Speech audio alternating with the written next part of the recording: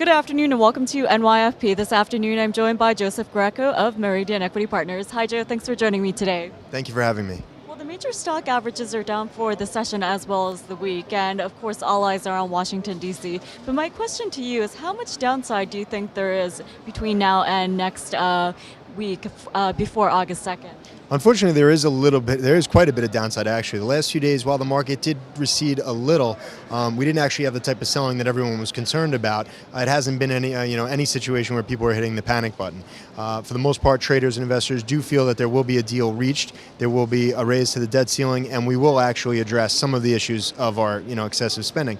Unfortunately, what's really of the concern is, regardless of whether or not we raise the debt ceiling, we still may very well be subject to a downgrade risk of our credit rating, and that would be very, very bad for the market, very, very bad for our recovery, and really difficult for the consumers and the business owners to absorb right now.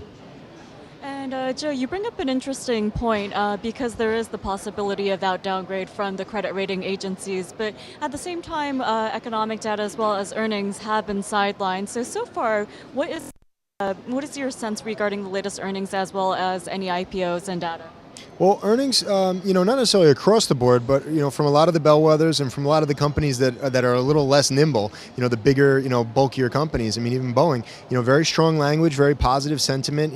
They revised slightly downward, but at the end of the day, they really did say some good things. We saw obviously Google, Apple just knocking the cover off the ball. Those two are duking it out at the front of the race.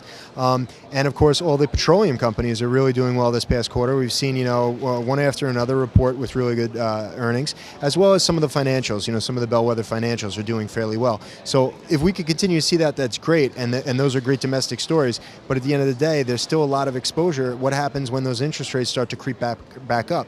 If the unemployment number stays where it is, that means there's a lot of people sitting on the sideline that can't afford even a few extra bucks to the bill every month. So if that starts to happen, we're going to see again a slowdown and a pullback of the economy, and that could really be catastrophic for what we've done thus far in the market, which is fight back pretty strongly.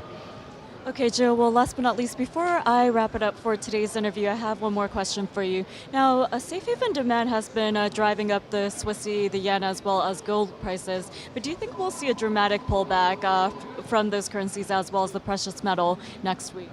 No, I don't actually. I think the currency-to-currency trade is probably a little more sophisticated than the dollar to gold or dollar to silver even. A lot easier for people to get in and out of gold, silver. You could do it in ETF. You could do it in hard form, but the ETFs are very easy to trade. So I think that's easier for people to navigate and understand.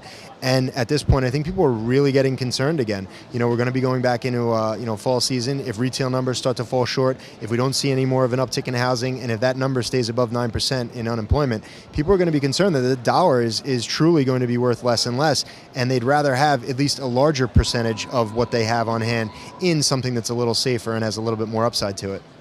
Okay, Joe, well, thank you so much for your time, and thanks for weighing in on all these issues. Great, thanks for having me, as always.